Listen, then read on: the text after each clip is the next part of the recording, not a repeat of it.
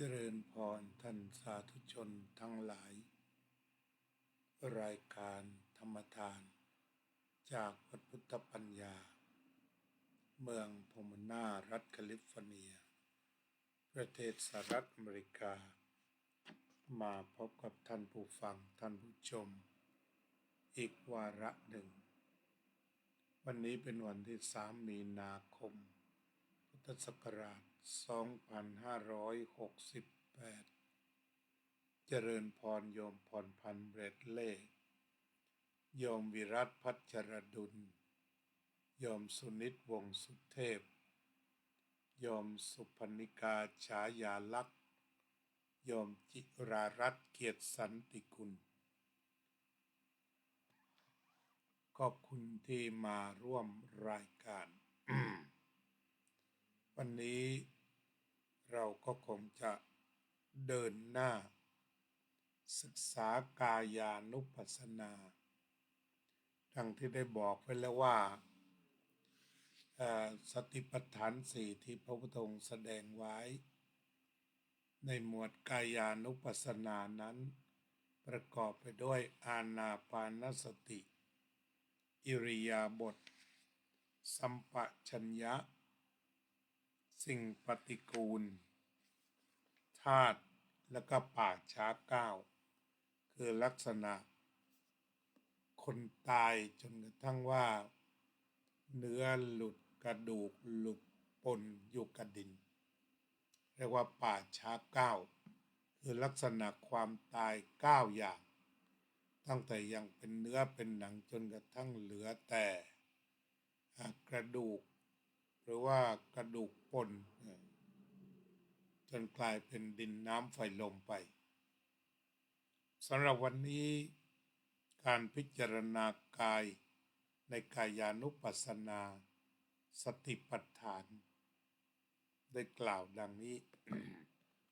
ภิกษุพิจารณาเห็นกายในกายอยู่อย่างไรคือภิกษุในธรรมวินัยนี้ไปสู่ป่าก็ตามไปสู่โคนไม้ก็ตามไปสู่เรือนว่างก็ดีนั่งคูบัลลังก์ตั้งกายตรงดำรงสติไว้เฉพาะหน้ามีสติหายใจเข้ามีสติหายใจออกขอกราบนมัสการครับหลวงพ่อประธานสภาธรรมทูตโลกครับเล่าเรื่องเมืองผู้ดีนะครับเมื่อหายใจมีสติหายใจเข้ามีสติหายใจออกอันนี้ก็จุดเริ่มต้นของอานาปานสติคือหายใจตามปกติแต่มีสติหรือว่านึกถึงคิดถึงระลึกถึงอยู่ตลอดเวลาเจริญพรโยมบัวผันหอลเมื่อหายใจเข้าก็รู้ว่าเราหายใจเข้ายาวเมื่อหายใจออกยาวก็รู้ชัดว่าเราหายใจออกยาวเมื่อหายใจเข้าสั้นก็รู้ชัดว่าเราหายใจเข้าสั้นเมื่อหายใจออกสั้นก็รู้ชัดว่าเราหายใจออกสั้นสำเนียกว่าเรากำหนดรู้กองลมทั้งปวง หายใจเข้าสำเนียกว่าเรากำหนดรู้กองลมทั้งปวงหายใจออกสำเนียกว่าเราระงับกายสังขารหายใจเข้าระงับกายสังขารนั้นอธิบายว่าผ่อนคลายลมหายใจหยาบให้ละเอียดขึ้นโดยลำดับจนถึงขั้นที่จะต้องพิสูจน์ว่ามีลมหายใจหรือไม่เปรียบเหมือนเคาะระฆังครั้งแรก มีเสียงดังกังวานแล้วแผ่วลงจนถึงเงียบหายไปในที่สุดนี่ก็คือเรื่องของคำว่าระงับกายสังขารคือลมหายใจจะละเอียดถึงกับว่ายังหายใจหรือเปล่าแต่ต้องหายใจแน่ๆเพราะว่าถ้าหยุดหายใจก็ตายสำเนียกว่าเราระงับสังขารหายใจออกภิกษุทั้งหลายช่างกลึงหรือลูกมือช่างกลึงผู้มีความชำนาญเมื่อชักเชือกยาวก็รู้ชัดว่าเราชักเชือกยาวเมื่อชักเชือกสั้นก็รู้ชัดว่าเราชักเชือกสั้นแม้ฉันใดภิกษุก็ฉันนั้นเมื่อหายใจเข้ายาวก็รู้ชัดว่าเราหายใจเข้ายาวเมื่อหายใจออกยาวก็รู้ชัดว่าหายใจออกยาว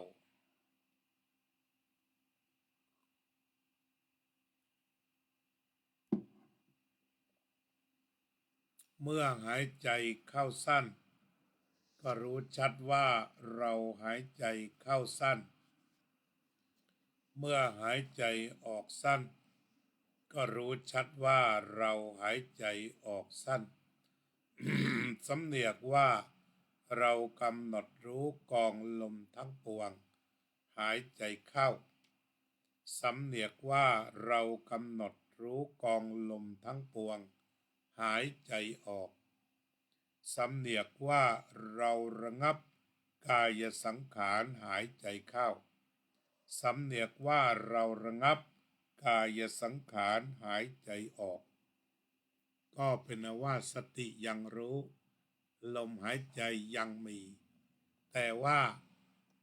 ละเอียดลงไปตามกระบวนการตามธรรมชาติเท่านั้นด้วยวิธีนี้ภิกษุพิจารณาเห็นกายภายในอยู่กายภายในหมายถึงลมหายใจเข้าออกของตนหรือพิจารณาเห็นกายภายนอกอยู่กายภายนอกหมายถึงลมหายใจเข้าออกของผู้อื่นหน้ากายภายในหมายถึงลมหายใจเข้าออกของตนแต่กายภายนอกหมายถึงลมหายใจของผู้อื่นหรือพิจารณาเห็นกายทั้งภายในและภายนอกอยู่พิจารณาเห็นธรรมเป็นเหตุเกิดแห่งการหายใจอยู่พิจารณาธรรมเป็นเหตุดับแห่งการหายใจอยู่หรือพิจารณาเห็นธรรมทั้งเป็นเหตุเกิดเป็นเหตุดับแห่งลมหายใจในกายอยู่หรือว่าภิกษุนั้นมีสติปรากฏเฉพาะหน้าว่ากายมีอยู่ก็เพื่ออาศัยเจริญญาณเจริญสติไม่อาศัยตัณหาและทิฏฐิอยู่ไม่ยึดมั่นถือมั่นอะไรอะไรในโลกภิกษุทั้งหลายพิจารณาเห็นกายในกายอย่างนี้แล ก็มีการถามกันว่าพิจารณาเห็นกายในกายเนี่ยพิจารณาอย่างไร Good morning David ปุญญกาโมมัง I'm going to talk about setting the mindfulness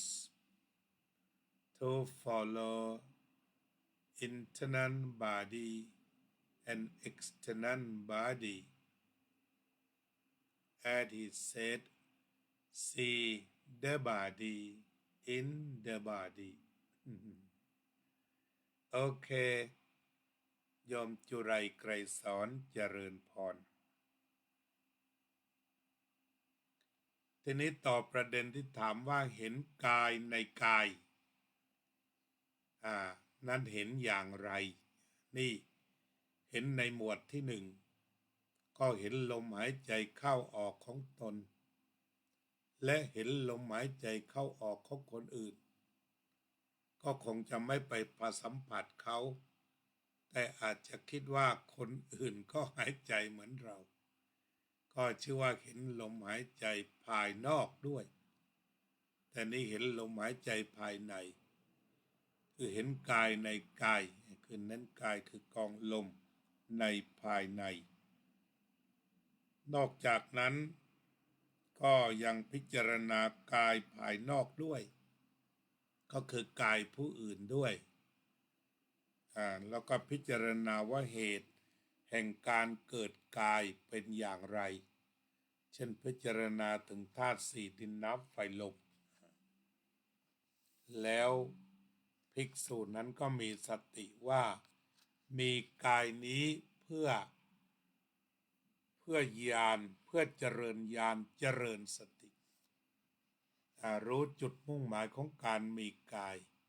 คือให้ญาณรู้ยิ่งขึ้นไปเจริญสติแต่ไม่เป็นที่อาศัยของตัณหาและทิฏฐิไม่ยึดมั่นถือมั่นอะไรในโลกก็พิจารณาเห็นกายในกายอย่างนี้แหละก็คือให้กายนี้เป็นที่ตั้งเพื่อญาณและเจริญสติเท่านั้นชัดเจนมากคุณณรงค์ชัยดำคุ้มโยมแอปหรือโยมเฉลิมศรีภาคพิเศษนี่ก็ว่าด้วยเรื่องเห็นกายในกายซึ่งเป็นสติปัฏฐานซึ่งพูดถึงกายานุปัสสนาวิธีพิจารณากายเพื่อการปฏิบัติที่ถูกต้องทีนี้วิธีการที่ง่ายสุดที่เราพบว่าทุกคนทำได้ก็คือการดูลมหายใจตัวเองการคิดถึงระลึกถึงลมหายใจของตนนั่นเองโดยพิจารณาเริ่มเป็น3ขั้นตอนขั้นตอนที่1ดูแค่ลมหายใจก็ได้มีสติหายใจเข้ามีสติหายใจออกนี่ขั้นนี้แค่นี้เลยมีสติหายใจเข้ามีสติหายใจออกอันนั้นกว้างรู้กว้าง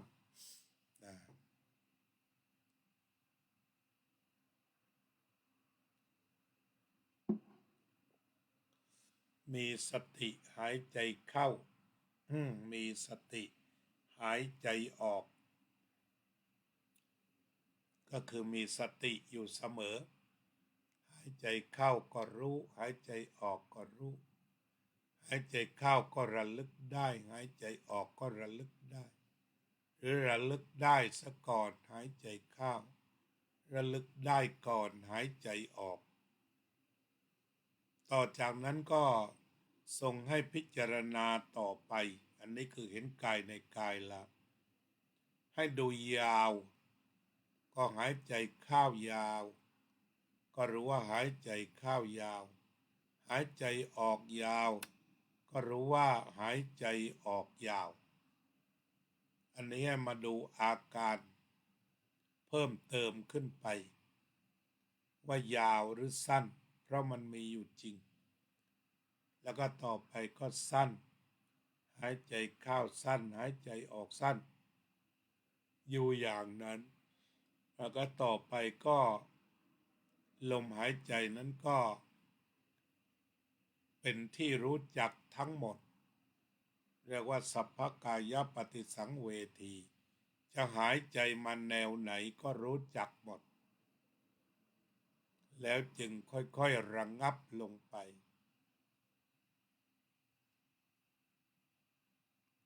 ปัสสัมภยังกายสังขารัง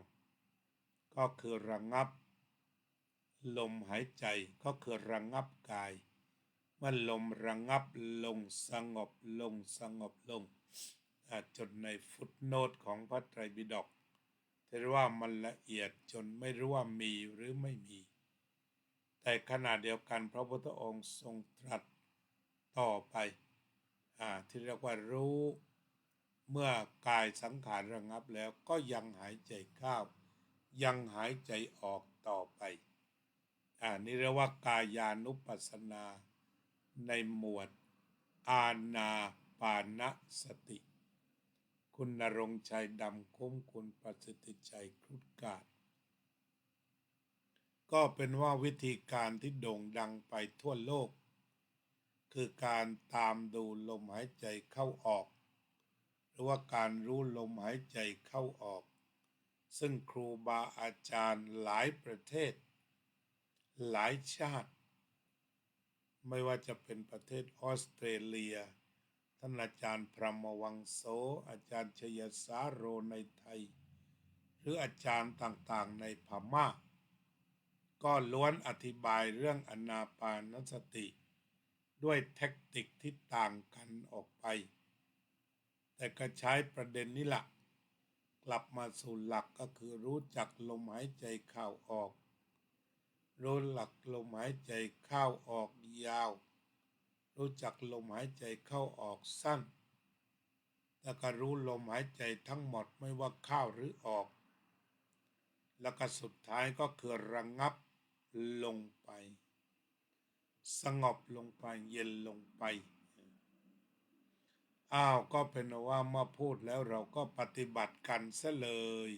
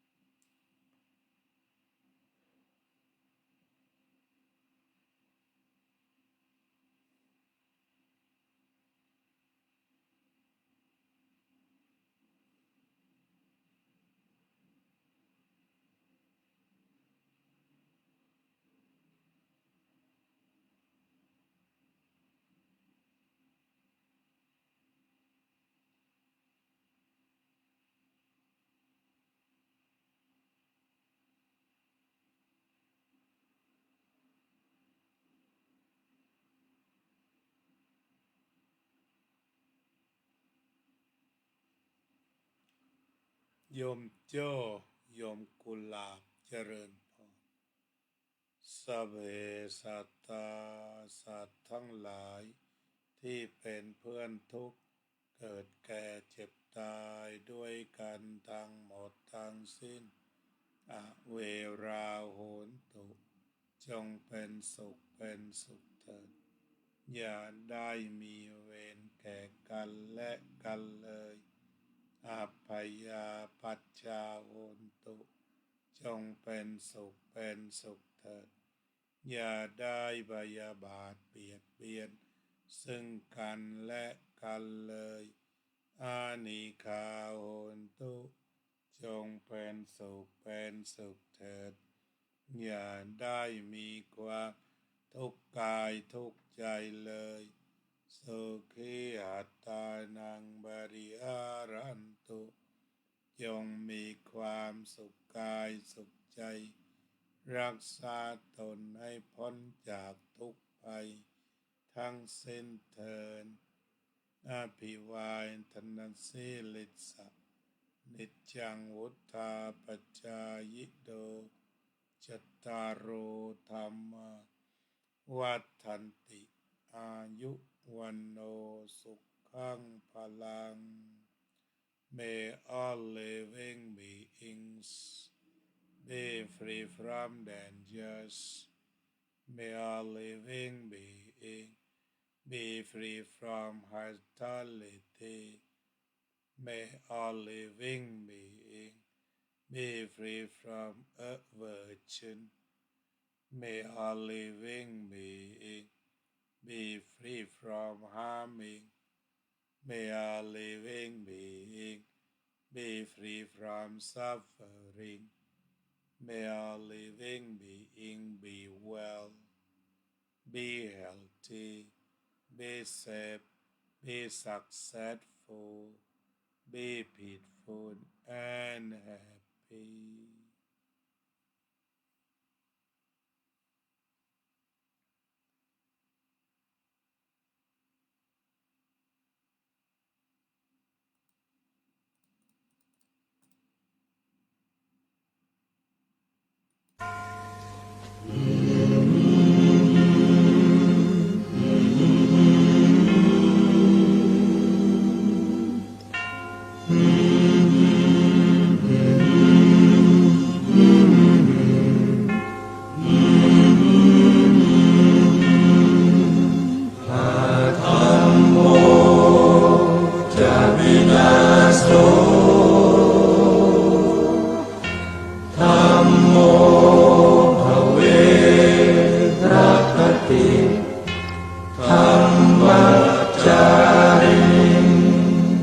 พระพุทธอ